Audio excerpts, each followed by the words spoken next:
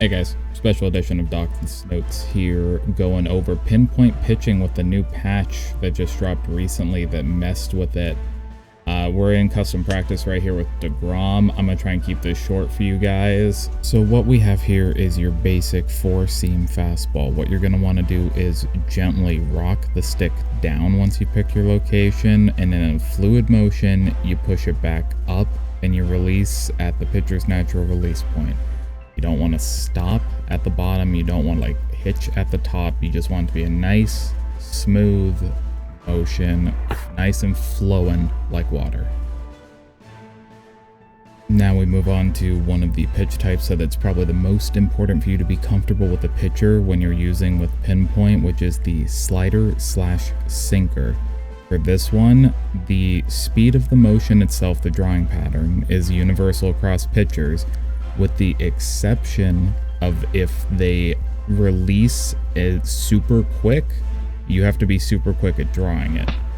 But getting comfortable with the sinker and slider is really just about knowing your pitcher so you can do a nice fluid motion. You don't want to change your speed at any point during the motion. You don't want to have to sit there and wait at the end. Look at the little blue thing, the blue ball that goes around the outside. That is the perfect indicator for that particular drawing pattern. And then you just get good muscle memory about when you do your flick. All right, so as Jacob plays this out here with some pitches, you're going to see somewhere I actually do miss my inputs a little bit as well, which is good because you guys can see exactly what happens when you're a little bit off on the inputs. At the end of the day, the most success I have found in pinpoint is using it with pitchers that I'm very comfortable using. Even if their control's not the best, if you know the flick timing of a pitcher inside and out, you will find that you are able to use them with pinpoint significantly better than a quote-unquote better pitcher that you have just picked up.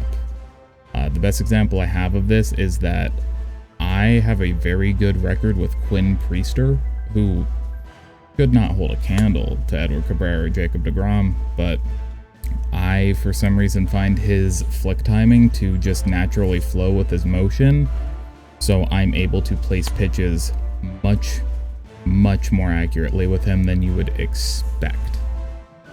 One of the more common questions that I've been getting recently is how do you get an accurate and well-timed flick?